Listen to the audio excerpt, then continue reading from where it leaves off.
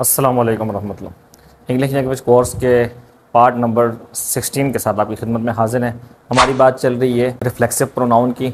Reflexive pronouns में हमने दो टाइप्स हमने पढ़ ली थी। एक वो कि जब हम सब्जेक्ट और ऑब्जेक्ट सेम हो तो उस वक़्त हम रिफ्लेक्सिव प्रोनाउन लाएंगे ऑब्जेक्ट की जगह पे।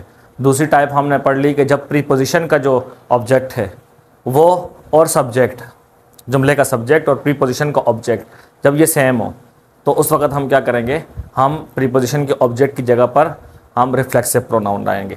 आज तीसरी किस्म आपको बता रहे हैं, हम वो भी हैं यही, मतलब शक्ल उनकी यही नज़र आती है, लेकिन उनका नाम हम चेंज कर देते हैं। उनको हम ये नाम नहीं देते उस वक़्त, उनको हम नाम देते हैं एम्फेटिक प्रोनाउन। क्या कहते हैं? Emphatic pronoun. ठीक है। अच्छा, ये दो वर्ड्स हैं, एम्फेसिस, एम्फेसाइज। सही, एम्फेसिस एम्फेसाइज पढ़ते हैं इसको, एम्फेसिस पढ़ते हैं, एम्फेसिस एम्फेसाइज। एम्फेसिस एक नाउन है, इसका मतलब है कि ज़ोर। एम्फेसिस का मतलब ज़ोर, सही है, ताकीद। और एम्फेसाइज का मतलब ताकीद करना, सही है, मीनिंग के अंदर ज़ोर देना, माने के अंदर ज़ोर देना। ठीक है। एम्फेटिक कहते हैं जिसके मीनिंग के अंदर ज़ोर दिया जाए, तो एम्फेटिक प्रोनाउंस कहते हैं हम उनको। क्या कहते हैं? Emphatic pronounce. एम्फेटिक प्रोनाउंस होते यही हैं, नाम हम चेंज कर देते हैं।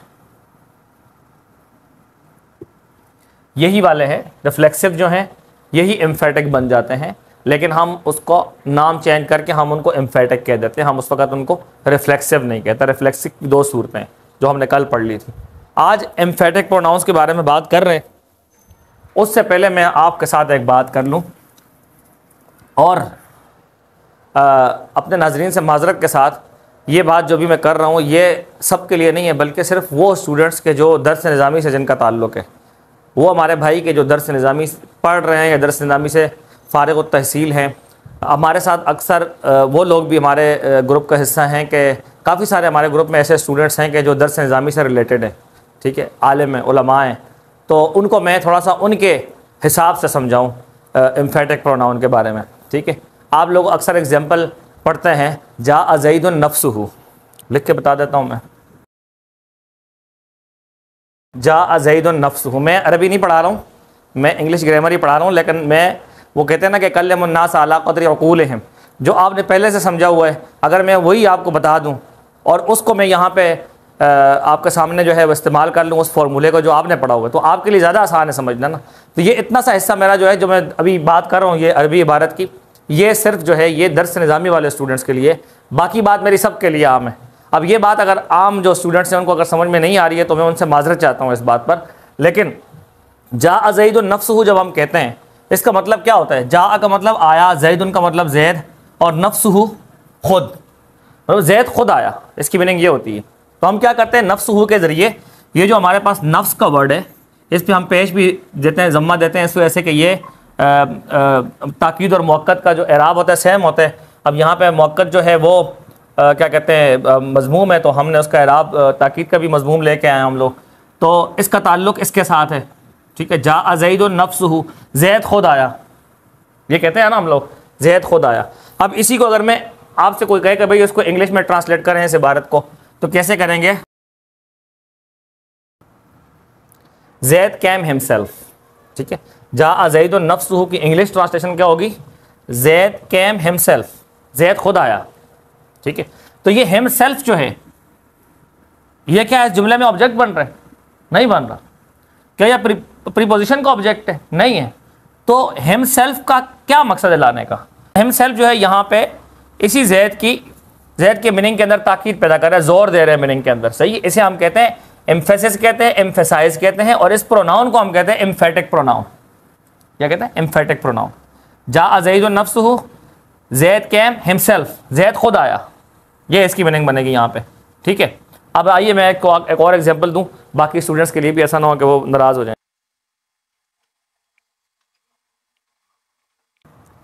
आई myself cook the food for the first time. ठीक है। आज मैंने पहली बार खाना खुद बनाया। सही। तो अब यहाँ पे माई सेल्फ जो है क्या है, ये एम्फेटिक प्रोनाउन है, रिफ्लेक्सिव प्रोनाउन की एक समझिएगा उसकी टाइप है। वही वाले प्रोनाउंस यहाँ भी लगते हैं, लेकिन ये ताकीद के लिए आ रहा है। ठीक है। इसने खुद को नहीं बनाया, I myself cook the food का मतलब ये नहीं होगा कि मैंने अपने आप को बनाया, अपने आप को पकाया। आई माई सेल्फ कुकड, कोई बोले मैंने अपने आप को पकाया, नहीं।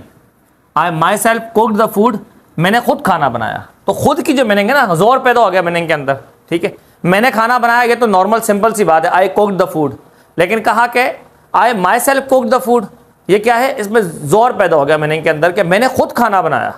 जब हम खुद पे किसी को बता रहे होंगे भाई मैंने खुद बनाया ये खाना, ये किसी और ने नहीं बनाया है, सही है, और मैंने ही बनाया है, इसमें कोई शक व शुबा भी नहीं है, ताकीद आ गई, जोर आ गया। तो इसके लिए क्या हो गया मीनिंग में, हमने माई सेल्फ का इजाफा किया। एक और एग्जांपल लाते हैं, चलिए वो भी देख लीजिए। ये फर्स्ट एग्जांपल है एम्फेटिक की, ये दूसरी एग्जांपल है। She cleaned the whole room herself, उसने खुद सारा कमरा साफ किया, सही है। She cleaned the whole room, उसने सारा, इसको हॉल पड़ेगा, वॉल नहीं पड़ेगा, डब्ल्यू साइलेंट है, सही, होल रूम, इसने सारा कमरा साफ किया, सही। हर सेल्फ क्या बता रहा है, हर सेल्फ जाके इसको जोड़ रहा है इसके साथ, सब्जेक्ट के साथ, ठीक है। यानी कि सब्जेक्ट ने खुद ये काम किए, तो सब्जेक्ट के मीनिंग के अंदर जोर पैदा हुआ कि नहीं हुआ। हम उर्दू में भी बोलते हैं ना कि मैंने खुद खाना बनाया, खुद की इंग्लिश क्या है, माई सेल्फ। अगर मैंने खुद बनाया तो माई सेल्फ, ठीक है। अगर उसने किया तो अगर शी है तो उसके साथ हर सेल्फ आएगा, सही है। ही है तो उसके साथ हिम सेल्फ आएगा, दे है तो उसके साथ देम सेल्फ आएगा, ठीक है। तो इस तरीके से आप इसको इस्तेमाल करेंगे। आपने सब्जेक्ट के मुताबिक ही रिफ्लेक्सिव प्रोनाउन लाना है, एम्फेटिक प्रोनाउन भी उसी तरह लाना है। अब ये आप नोट कर लें एग्जांपल्स, उसके बाद में आपको थोड़ी सी हम इसकी प्रैक्टिस करते हैं। आज जो हमने पढ़े हैं हम तीनों की एक साथ मिक्स प्रैक्टिस करते हैं और देखते हैं कि आप इसको समझें कि नहीं समझें। अगर आप लोग नहीं समझें तो ज़रूर मुझे बताइएगा, मैं इसको मज़ीद डिटेल के साथ एक्सप्लेन कर दूंगा अगर आपको समझ में नहीं आए तो एम्फेटिक तो बहुत ही ईजी है। बाकी कल वाले भी जो है मैंने बड़ी डिटेल के साथ टाइम लगा के मैंने जो है आपको समझाएं एग्जांपल्स के साथ। उम्मीद है कि वो भी आपको समझ में आए होंगे। इनको थोड़ा सा नोट कर लें आप, फिर इंशाल्लाह हम आगे आपको इसकी प्रैक्टिस करवाते हैं।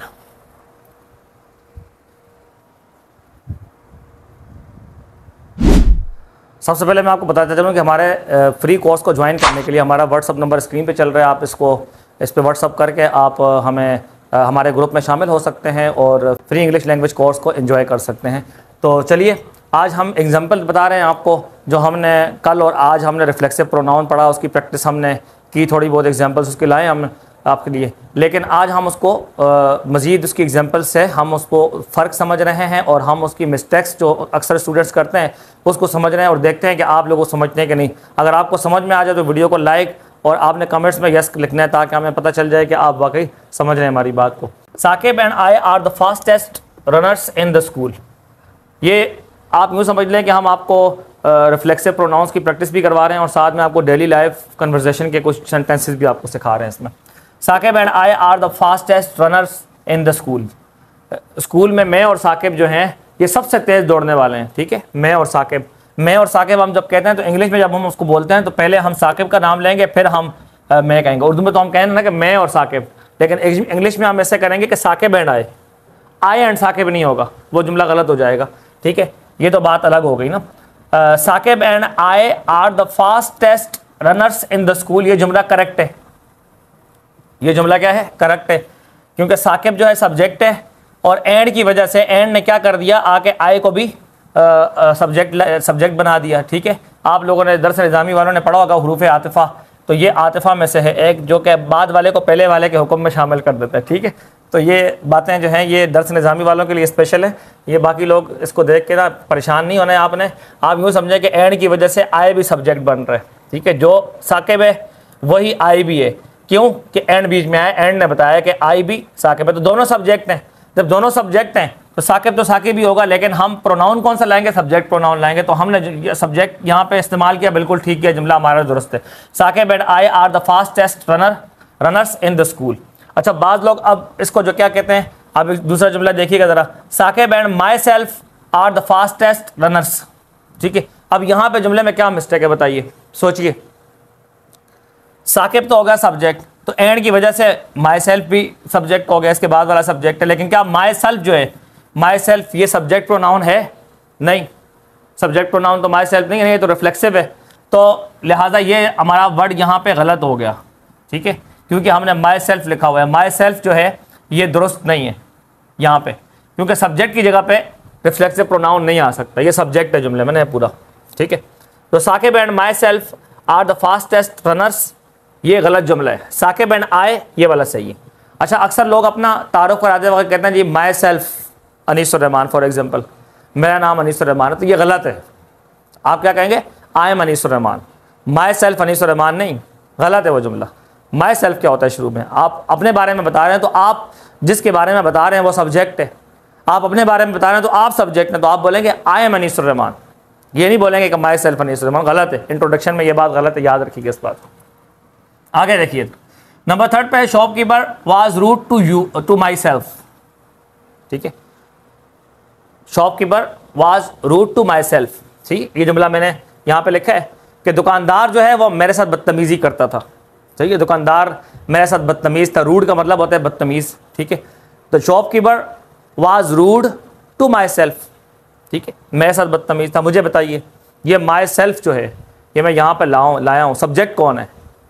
सब्जेक्ट को हम देखें, सब्जेक्ट और ऑब्जेक्ट क्या हमने देखना है? सब्जेक्ट और ऑब्जेक्ट, ये सब्जेक्ट और प्रीपोजिशन का ऑब्जेक्ट वो सेम हो तब हम जो है ना ये रिफ्लेक्सिव प्रोनाउन लाते हैं। तो यहाँ पे तो सब्जेक्ट तो थर्ड पर्सन सिंगुलर है, वो शॉपकीपर। ठीक है, और माई सेल्फ तो मैं हूँ। ठीक है, अगर यहाँ पे होता I was rude to myself तो ये तो जुमला सही होता। ठीक है, लेकिन शॉपकीपर मुझसे जो है वो बदतमीजी कर रहा था, तो यहाँ पे माई सेल्फ नहीं आएगा बल्कि क्या आएगा? मी आएगा। यहाँ पे ऑब्जेक्ट प्रोनाउन आएगा। ये माई सेल्फ यहाँ पे क्या है? गलत है, बल्कि सही क्या होगा? माई सेल्फ को काट के हम लिखेंगे मी, ये ठीक हो गया। ठीक है, मी सही हो गया।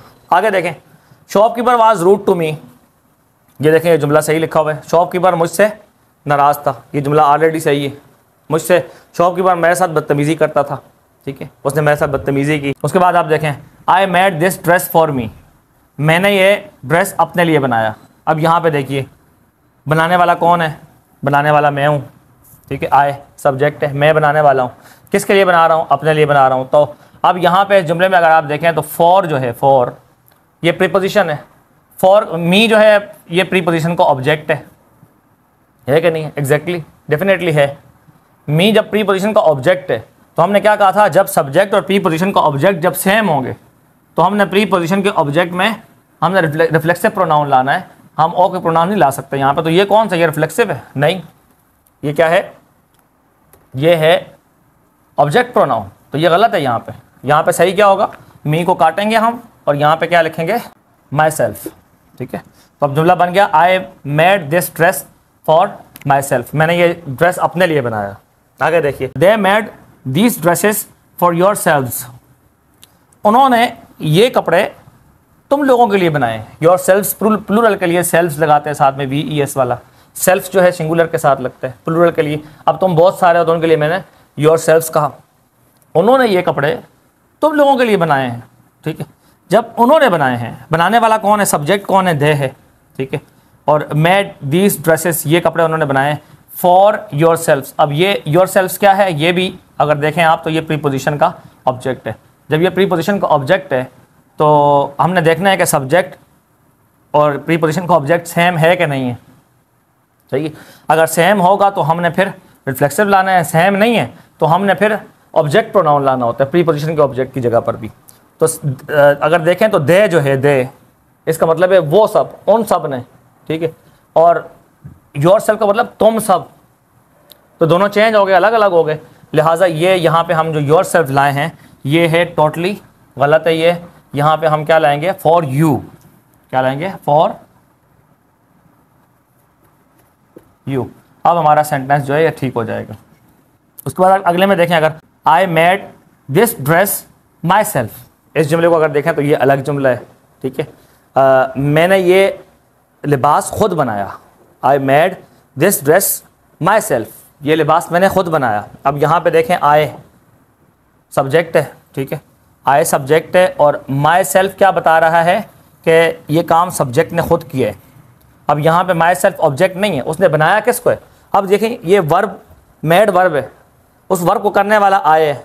अच्छा, मैं बनाने वाला हूँ, मैंने क्या बनाया है? जो मैंने बनाया है वो ऑब्जेक्ट है, तो जो मैंने बनाया है वो तो ड्रेस है। ठीक है, तो सब्जेक्ट ये हो गया, वर्ब ये हो गया और ऑब्जेक्ट ड्रेस हो गया। तो मुझे बताइए फिर कि ये क्या चीज़ है? तो हम इसको कहेंगे ये आया है सब्जेक्ट की ताकीद के लिए, जोर देने के लिए, एम्फेसाइज के लिए, सही है। इसे हम कहेंगे एम्फेटिक प्रोनाउन। क्या कहेंगे? Emphatic pronoun.